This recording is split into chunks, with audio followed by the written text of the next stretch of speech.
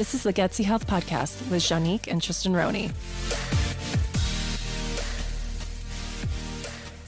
Welcome back to the Gutsy Health Podcast. Hi, everybody. This episode is a little bit different from our usual format because this was actually a part of a summit that we are participating in called the Healthy Holidays Summit. And the idea behind this whole thing is to help people get through the holidays in a way that keeps them eating relatively healthy and taking care of their bodies with exercise so that you can get to the end of the holiday season feeling proud of yourself, being really glad about how you did it, and then hitting 2021 really strong so that you can reach your goals that much faster.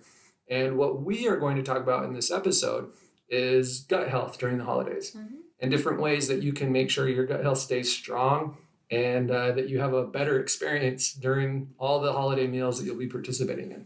Exactly. So it's not a cut out all the joy in your holidays. It's more of a, hey, how do we make it so that you are still having fun but taking care of yourself? So we hope you enjoy the episode. And if you want more information on this health summit, it'll be starting on November 17th. And we will be putting more details in the show notes so that you can sign up and hear all of the other really great speakers talking about their subjects as well. So there you go. We hope you enjoy this episode. Bye-bye. What's going on, everyone? Andrew Colombin here. Welcome back to Healthy Holidays Online Summit. The intention of this summit is to support you in making healthy, conscious food decisions, maybe even preparing some healthy meals and getting that exercise in such that you hit the end of year goals for yourself and really are set up to have the healthiest year ever in 2021. So today we have a very special guest with us. We have Juanique, I got that. And Tristin, Ronnie, how you guys doing? We're doing great. Hi. Thanks for having us. We're so excited. Of course. Yeah, I'm super excited to have you on. And for those of you that are watching that don't know these two wonderful individuals, they are reborn. It's a little bio intro about them. They are reborn by fire when Tristin was diagnosed with stage 4 colorectal cancer in 2016. After their medical providers threw in the towel, they're forced to take a deep dive into the research on alternative approaches to healing. This is the alternative medicine, you guys. This ultimately led them to the creation of a health clinic called Provo Health, a consultation practice, and a lifestyle transformation program now known as Gutsy Health. You can check them out on Instagram. All the links down below, you can check them out as well. In the years since, they have become deeply familiar with the healing process, including the importance of a strong gut health to a healthy disease-free body. They educate everyone who's ready to learn about the step-by-step process to complete wellness, including the physical, mental, and spiritual developments. Juanique and Tristin have a podcast called Gutsy Health, where they discuss different health topics each week, which can be found at the links below. Welcome, you guys. I'm super excited to have you on. Thank you. Thank you. And I do want to mention, and I hope I don't make us cry, but today is actually the 4-year anniversary of Tristin's, of his diagnosis. Yeah. So it's kind of a big day. Like I forgot that. Oh my God. Then I should have reminded you. I'm so sorry. No, it's not a bad thing. It was a very traumatic day. So, but yeah, today's the day, 4 years, November 2nd. Exactly, to the day. Yeah. So what was that? It was really interesting because we were at the same hospital. I was getting my 20-week ultrasound, and then I went 3 floors up to pick him up from his colonoscopy. And I thought like the worst news of my day would be, oh, something's wrong with my baby. But I realized, nope, something's wrong with my husband. So it was a really strange day, but it was a day that pivoted us in a way that our lives changed forever. And we're very grateful for it. Yeah. Honestly, Andrew, maybe the best thing that ever happened to us, because it set us on this journey to really discovering what true health is and living a life that is really meaningful and purposeful. So a lot of good things have come from it, even though it was a really traumatic experience. Well, I really acknowledge you for sharing that and being vulnerable and using these. They say the successful people use the bricks that life threw at them to build their palace. Yeah, for sure. And, you saw this as an opportunity to take that next level up. And I mean, I'm sure there's so many people that you've supported along this journey. And it just took that courage and that belief and the faith that you'd get through this and you'd find a solution. And there you go. You found it. Yeah. We're here, we're talking, we're chatting. It took a lot of like a lot of doctors burning us too. I do want to acknowledge that, because not all doctors are bad, but a lot of people feel the gaslighting in the medical circles. And so one of my missions is to help people recognize that and help them give themselves permission to fire their bad doctors, because there are better ones out there. Now, we are not doctors, we're health consultants. So don't replace us with your doctors, but we can work with people alongside their doctors too. And so if you or any listeners out there have dealt with bad doctors that are not listening to them and they won't recognize what you're trying to say or tell them, you give yourself permission to find someone that will, because they exist. Absolutely. Yeah, and just to add on top of that, I mean, I would say we are the doctors of the future. And the reason why is because we have pure intention. Yes. There's no like insurance or any other thing that we're getting paid extra for. It's like we're in this to win it. And especially most of us have had some kind of healing crisis or health crisis. Absolutely. And found out, okay, this is not working. So how do we work through this and move through it? Right. Exactly. So again, thanks for sharing. Thanks for being here. I'm super excited to dive in. And you guys, today we're talking about gut health during the holidays. Yeah. And I've heard, maybe you have as well, gut health is the second brain of the body. Maybe you can even dive into that as well. But why don't you tell the listeners a little bit more about the context of the work that you do, and then we can dive right in. I want to add to that. The gut is the second brain. Actually, evolutionarily speaking, it was the first brain. And so the gut led to the nervous system. And so as we evolved from, really tiny species to more complex species, we first developed a gut, and then we developed a nervous system, which turned into the brain. So isn't that cool? It was the original brains. But yeah, do you want to go ahead, Tris? Sure. So what we do now, we are, we deal with all sorts of health conditions with people. We're doing all kinds of stuff, but one of the kind of the core pieces of what we do is helping people to fix their gut, because what we've found and what we've experienced is that if you don't have a strong gut, if you're not digesting properly, it pretty much doesn't matter what else you do, because you're not absorbing the nutrients you need. You're not getting the building blocks your body needs to heal itself. I always say you're creating really expensive poop. So if you're not absorbing everything, it's just coming out the other end. And so I always liken it to a tree. Your gut is literally the root system of a tree. You can't buy apples from a second tree and try to put it on your tree. You gotta nurture your root system, and you got to make sure it's a really strong, deeply rooted root system that's getting water and good soil. And then it absorbs through the trunk into the branches. And then you reap the benefits from the fruit that your tree grows.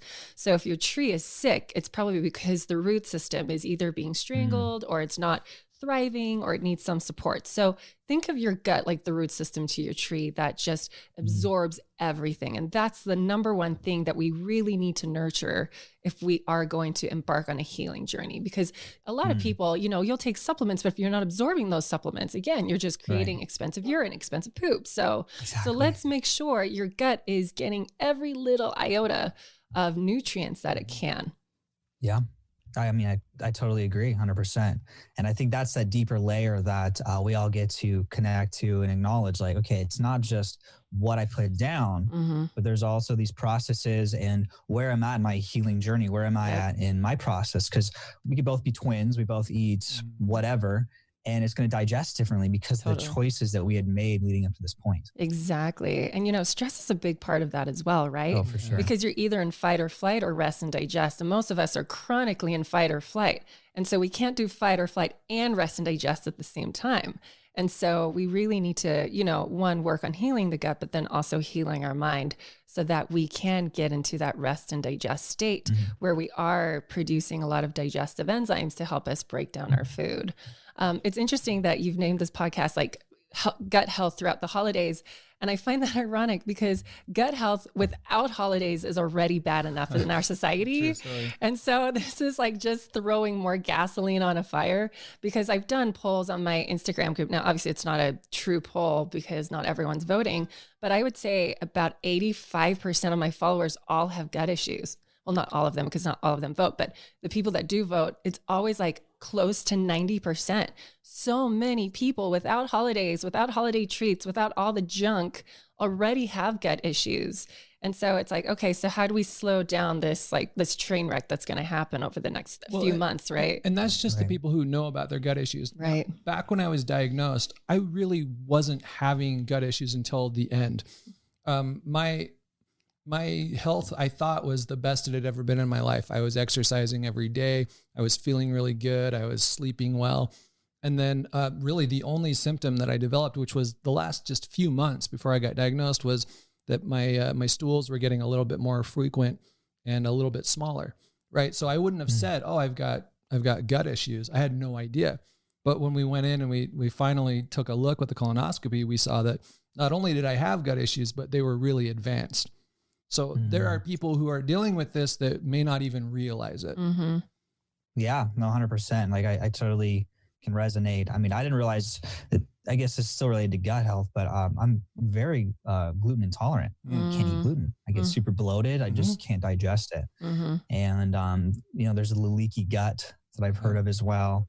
So there's a lot of different things. And that's why I really wanted to presence this, because especially the holidays, like you said, we're already have bad gut health. Right. And now we're going to add all this other stuff up, and we want to hit our goals for the next year. So it's like, okay, let's go into battle right now. Let's really get prepared for the holidays. It's going to happen. And we can touch on it's also guilt-free. Like, how do we enjoy the holidays still and still be health conscious? Absolutely. And so, let's just dive into the questions. Why are the holidays tough on our gut? Maybe you can even say, why is it already tough on our gut, period? But it's interesting that you mentioned gluten, because if there's one thing that tends to be associated with holiday foods, it's gluten, right? It's bread, it's cakes, it's rolls, it's all of those things. And the reason why it's super hard on our guts is just because of how wheat is manufactured these days. If you guys haven't looked into glyphosate, they actually spray wheat fields, grain fields with glyphosate as a desiccant before they harvest it. And glyphosate is extremely detrimental to gut health. It literally tears apart amino acids in your gut because it actually affects the shikimate pathway. Is that correct? The shikimate pathway, which we as human beings don't have in our cells, but our gut biome does. And so when scientists say, no, it doesn't affect our shikimate pathway because we don't have a shikimate pathway, well, your gut biome does, because your gut biome is a different species. And so everyone knows, scientists have proved this over and over again, 80% of our immune health is actually our gut biome. And so if we are literally destroying our gut biome from this overabundance of glyphosate, that's really detrimental. There's a reason why childhood allergies have tripled since the 90s. And I think it was because in 96, that's when it became in law or something that they started to use glyphosate in mass quantities. The more Roundup, the more glyphosate that they're using, the more we are getting health issues, environmental issues, allergy issues. And again, it all just goes back to gut biome. I also think another reason why the holidays are really hard for us is because food is very emotional. You think of holidays and you think of the smells, right? I mean, everyone has probably been to Disneyland or some kind of theme park, and you remember the fun, but you also remember the smells, like the candy apples and all, you know what I mean? Like the cinnamon rolls. And when you go to the movies, you remember popcorn and the smell of butter, right? Yeah. Right? Milk duds. Like milk duds. And so the holidays, everyone has that, it's that trigger, right? It's like Pavlov's dogs. And so it's like, oh, Christmas. And then you think junk food and you associate that with fun and good memories. And so there is a very large emotional component. And so I think when it comes to holidays, we don't want you going from good to best, but we can do a slight nudge from good to better. Well, right? we would love if you went from good to best. Yeah. But realistically speaking, if someone tries to do that 9 times out of 10, they're going to make themselves miserable. Right. They're going to crash, and they're going to basically have a bender, right? Where they just go totally nuts, and then they undo all the hard work that they did. Right. Yeah. Yeah, that's true. And that's the intention of eating guilt-free. If I eat something, it's like, okay, I'm okay with it.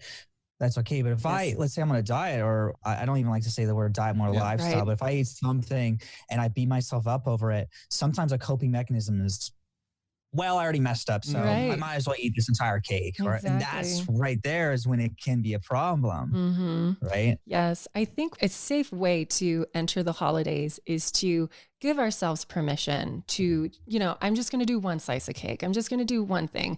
And then I'm going to make alternative healthy somethings, because for every unhealthy recipe out there, there's a healthier version of it, right? Just go to Pinterest. I mean, I have my own little holidays treats cookbook that I came out with last year where, we want to enjoy these things. We want to take the traditions from our parents and pass it on to our kids. Right. But we can modify it. And so like switching out one for the other is a really great way from going from good to better. Right. And then in years' time, you can go from better to best and slowly transform and slowly like comfortable movement in the other direction that serves you and your body. Right. But I think giving ourselves, having like an upfront contract with yourself and saying, okay, holidays are hard, and I know this, and I know I have these certain triggers. So write down your triggers and then give yourself permission to say, okay, when this trigger comes to mind, instead of eating 3 pieces of cake, I'm going to eat 1, right? And then I'm going to go for the healthy cookie on the side. Or instead of doing like the chicken with the bread stuffing, I'm going to bring like a gluten-free stuffing, and just modifying things. Another thing to help us get set up for not failing. And I even hate the word failing, right?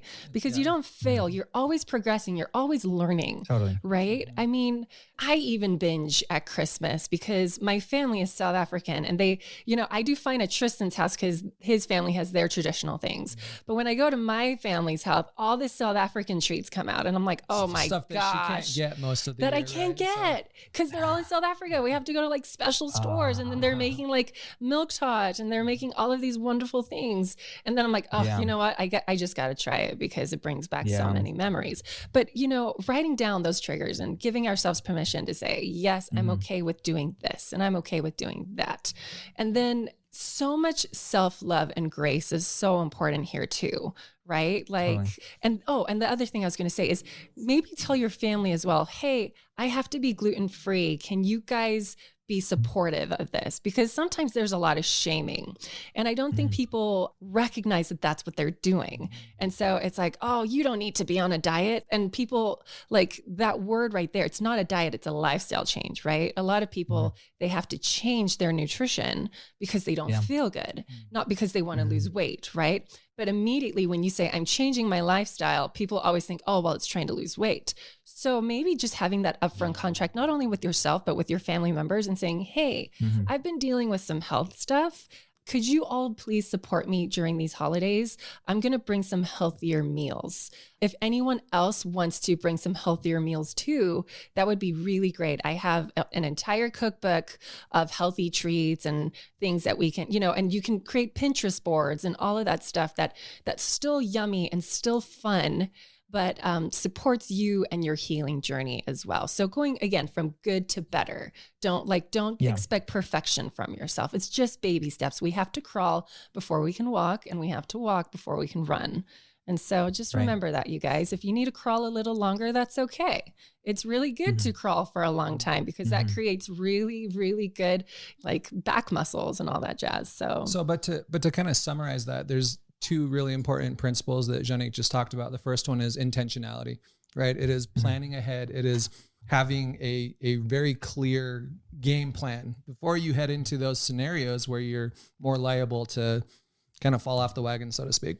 And then the second one is honesty with yourself and just knowing that you have your limits, what's going to push you too far, and setting up some boundaries so that you're less likely to cross those limits.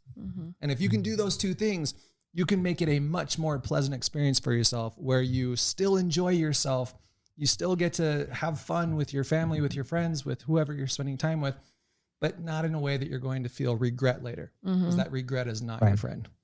Exactly. Yeah, that's so true, because like the holidays, it's not really the time. I mean, people can do it if you want. It's not really the time to be like super strict and what's the word, neurotic about it. It's like, this is a time to be in acceptance. Yeah, we might eat something we shouldn't. Like you had said before, all the desserts, like my family's Italian. They make the best focaccia bread and prosciutto, and like it's to die for, and it's pure gluten. And like, but there's strategies, right? Like you can buy, I have these gluten intolerant pills, so I can take a few before.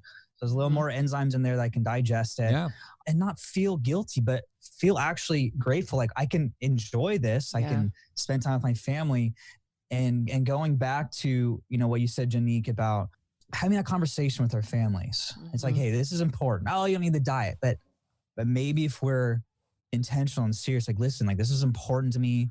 Can we at least modify one meal? Right. And at least doing our part to make that happen. And if we can't do it, we at least tried. And the bigger thing is, what am I creating after? The holidays will be done, right? And when 2021 comes, it doesn't all of a sudden, 2021 and, you know, everything's different. It's like, no, it starts right now. It starts with how we're building. And, you know, what holidays, like a dinner, maybe a couple dinners, right? What are we doing in between? Exactly. What I found is, it's holiday mode, right? Let's just kick back. Let's just relax, right? And just kind of all the leftovers. And it's like, but that's the time to like eat those healthier meals, make those decisions, exercise a little bit more. And then come dinner time, okay, I'm giving myself permission to eat what I like for the most part. I want to share a story. Years ago, I had a mom bring her like 14-year-old daughter into the shop, the clinic. And she said to me, hey, can you tell my daughter to stop eating sugar? And I was like, absolutely not, because I eat sugar. And I said, but here's the thing. Why don't you guys discuss a protocol where when she eats 8 servings of vegetables, then she can have her bowl of ice cream? You know, like get the good stuff in, like you were saying, like whether it's starting every morning with a green smoothie or some vegetable juice and, you know, a really yummy, healthy vegetable salad with like sauteed onions and zucchini and lettuce. And then, you know, from there on, like, then you're going out with family at dinner, but you've already gotten so many fruits and vegetables and a lot of good fiber in. And then, you're taking your enzymes to help you break down the lactase and the gluten. And enzymes are really fantastic and they help a ton with that. Can we talk about those when you're done? Yes, absolutely. That's really important for gut health in general, especially during the holidays. And so, so let's talk about that right now, actually, like what people can do what are the enzymes that you use? I'm kind of curious, Andrew. Mitolife, I think I saw it on your website. Matt Blackburn. Yes, we love his Shilajit. Gluten, Shilajit's great. Gluten Savior, which I don't believe he has anymore, but I have the other option he recommended. Awesome. It works like a charm. I mean, I've eaten pizza and I've eaten some crazy stuff and it works. Amazing. Yeah, those are some really hard hitter enzymes, especially for the holidays, which we love. Our favorites to help people digest food is like hydrochloric acid, so Zypan. So actually, there's a really cool process you can do to figure out if that'll be helpful for you or not. And sorry, there's a little chaos in the background here. Our kids and our dog just burst into the room. But so what you can do is, and we do this with literally everyone that we work with, and it's awesome. Very first thing in the morning, before you've had anything else to eat or drink, you want to mix about a half of a teaspoon of baking soda with around 4 ounces of water. Mix it up, drink it down, and then start timing yourself until you burp. And depending on how quickly you burp, we can get a pretty rough idea of your hydrochloric acid sufficiency. So if you burp really quickly within a couple of minutes, that tells us we've got plenty of hydrochloric acid there. Because there's this chemical reaction that takes place between the hydrochloric acid and the baking soda, causes creation of carbon dioxide, and it forces you to burp. But if you don't burp, it's been 4 or 5 minutes or even longer, good sign that you're low in the hydrochloric acid, and supplementation would be very beneficial for you to help you break down food properly. Spoiler alert, 9 out of 10 people fail that test. So what is that? 9 out of 10 people fail that test. One of the things that depletes hydrochloric acid production in your body is the intake of refined carbohydrates. And that's such an endemic factor. Well, stress is another one. So those two things combined, most of us are really struggling when it comes to hydrochloric acid production. So, and when that does happen, we love a product called Zypan from Standard Process, but there are other hydrochloric acid products out there, and taking a little bit before each meal can make just a huge difference in how well you break down food and then how well you absorb nutrients from those foods. I want to go further into hydrochloric acid because I call it the holy grail to digestion. And it really is, because if you have this robust release of hydrochloric acid, it mixes with your intrinsic factor, which helps. Those two have to mix together to absorb B vitamins. You can't do one or the other. So if you're not producing a lot of hydrochloric acid because you're stressed, because you eat a lot of refined grains, because you have a lot of inflammation, you're not absorbing your Bs, so you're not healing. Another thing hydrochloric acid does is it triggers other hormones like cholecystokinin and the other one, secretin. And what these two hormones do is they prep your liver and your gallbladder to produce bile and then to excrete it out. And so a lot of people have to have their gallbladder removed because they haven't been producing a lot of hydrochloric acid for years. And so they're not getting that contraction, that proper contraction. Think of like a stiff muscle. That's what your gallbladder does after years of not properly contracting. And so it either builds up bile, which turns into stones, or it gets really stiff and owy and inflamed, and then you have to cut it out, right?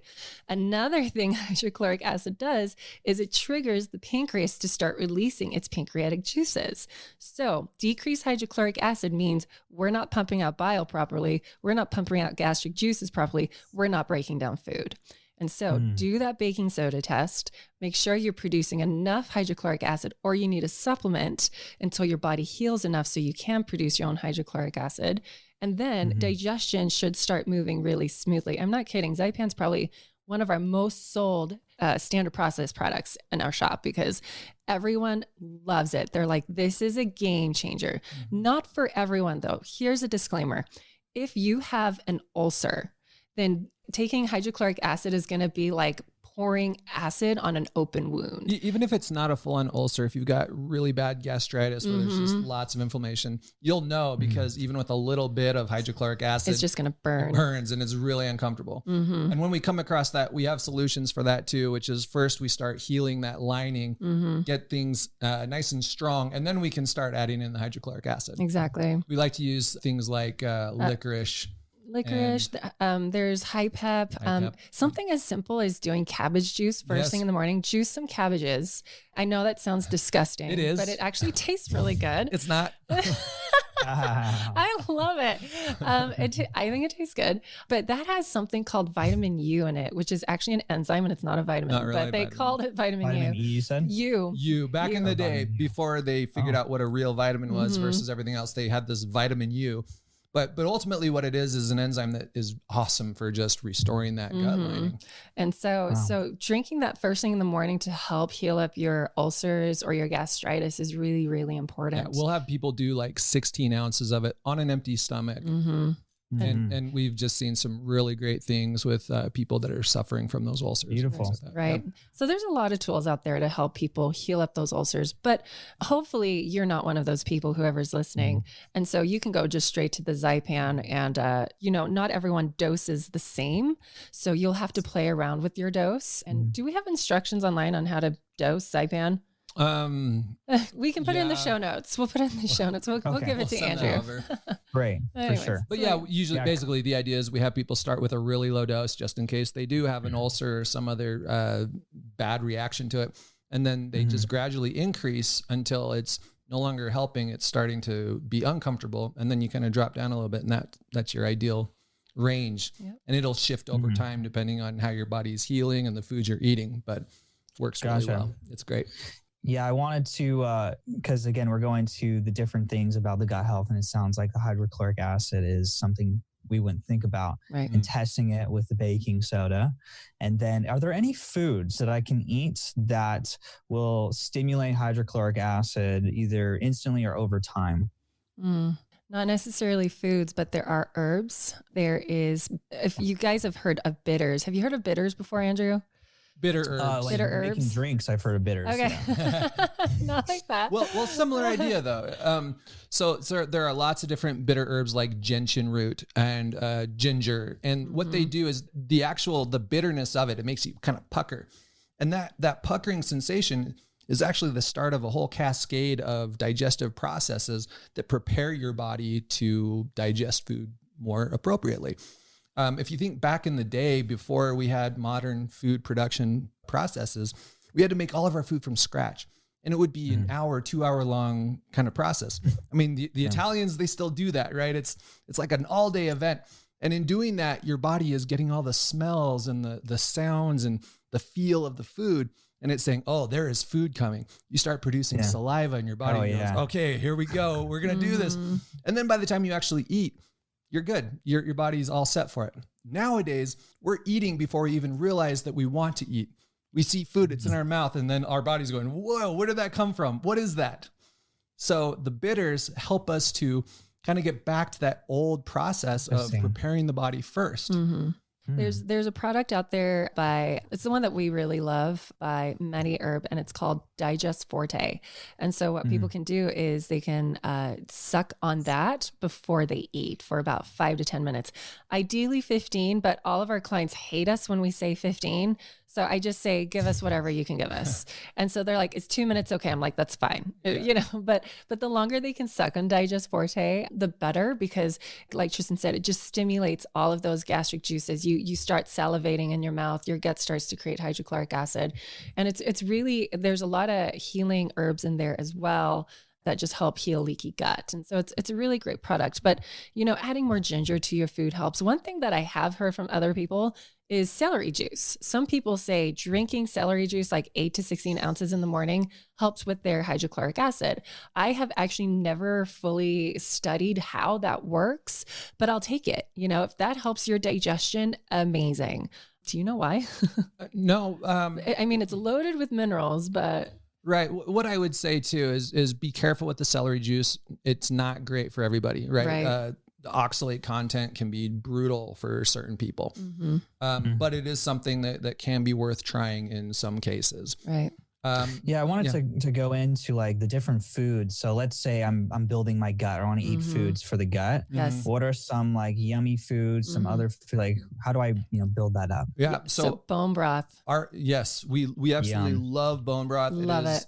Rich in amino acids and minerals, and it is awesome for rebuilding the gut. We recommend it to virtually everyone we work with. Once again, we love people to make it themselves because it's relatively simple to do, especially it's so easy. pot.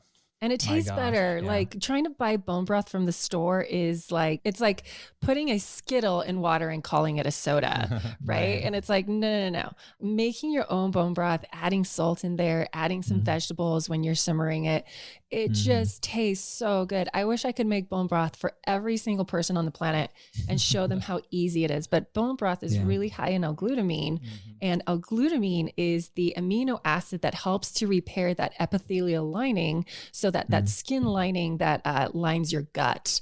Now, this is really important because, your skin, like your topical skin, it turns over every 30 days. Your gut lining turns over every 3 to 5 days. That's really fast. It requires a lot of energy. It requires a lot of nutrients. It requires a ton. So bone broth is one of those amino acids that can help heal and repair that. L-glutamine. L-glutamine in bone broth. Yeah. Yes. Other things too is making sure you're getting a good amount of protein, because you need all of those other amino acids to build and repair your tissues. And your body will respond as you increase your protein intake. It will say, oh, we need more hydrochloric acid to break those down. So it starts to adjust itself accordingly. Exactly. Especially if you're also cutting down those refined carbohydrates. Yeah, the refined, definitely cutting those out.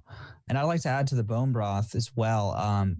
From what I found, like if I'm eating a lot of meats, drinking bone broth with it helps balance the amino acids. Yes. Love that. There's one called tryptophan, I believe, is the only one that's not in bone broth, gelatin. And I think that's actually an inflammatory amino acid. So if you guys make the bone broth, it's okay. The chicken noodle soup, the beef, or just have it on the side. Yeah. I found the more gelatinous it is, the better. So you can look on recipes. They have Instapot, like super easy. You just throw in the bones and water, and there's a whole little process, but it's amazing.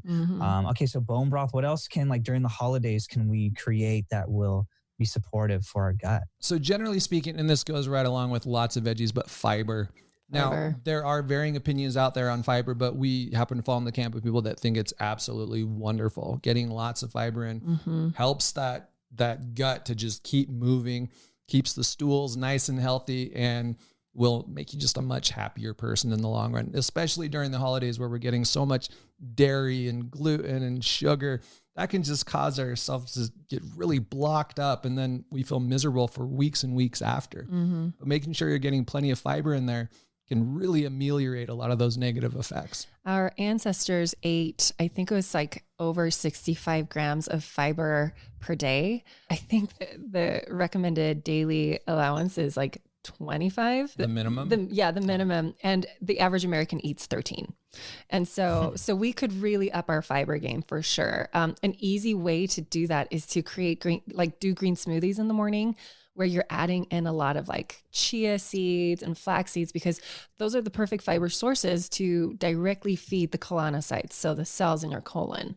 And so they break down into some short chain fatty acids that feed those cells directly. So up your chia game and your ground flax game, because it's very, very, and I say ground flax on purpose because it's really, really, most of us don't even know how to digest vegetables. So trying to digest like whole flax seeds is going to be a little difficult. You won't. They'll just go right through you. They'll go straight through you. Come out as seeds.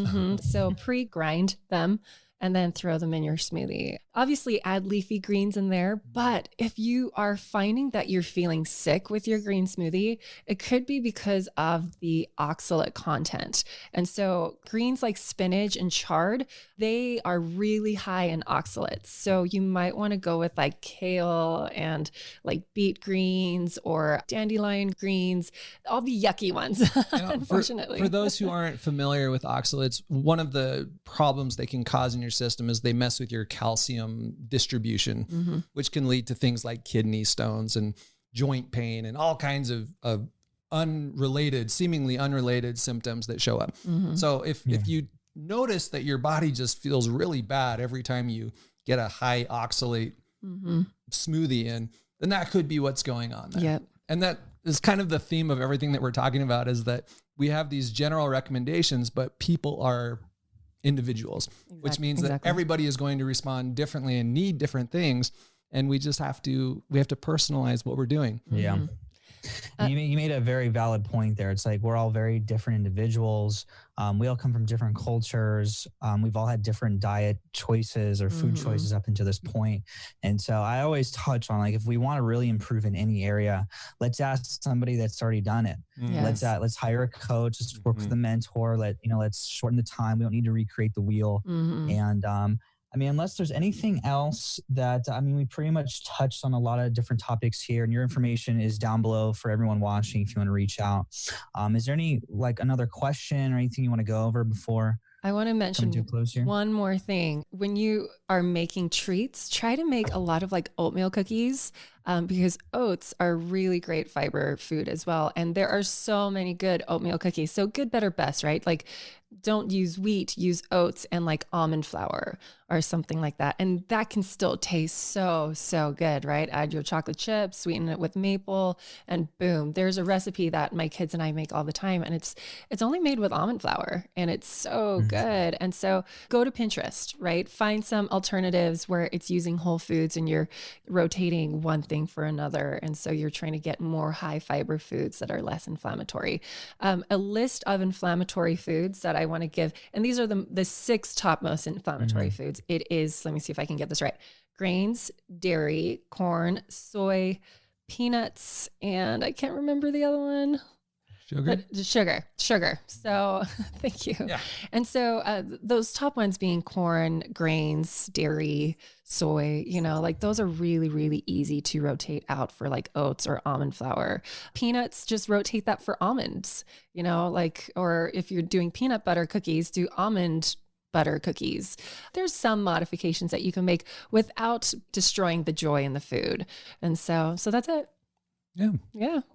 Great. Awesome. I think, we pretty much touched. Let me just look here at the other questions. Do we have to choose between enjoying holiday foods and having a healthy gut? And I think, again, that goes back to It's holidays, you guys. So enjoy it. Don't get yourself beat up. Do as much as you possibly can. Absolutely. Talk to your family, maybe prepare your own meal and bring it. Enroll them. Life's an enrollment game. So enroll them why these cookies with the oatmeal is going to be so good. And everyone should try it. And there's gluten pills and all these other things, dairy pills to support us in digesting the dairy and the gluten. And then, before we close, I know you have an offer that you'd like to talk about with the audience so they can learn more about you. And so I think we've actually changed it since we sent you in the information. What we'd like to offer is actually a holiday treats book that comes with a bonus of a holiday drinks book. It's an ebook, so it's not a physical book. Thank you for clarifying. This ebook, both of them are full of these really delicious recipes that are way healthier than some of the other options that people tend to run into during the holidays. Especially those drinks.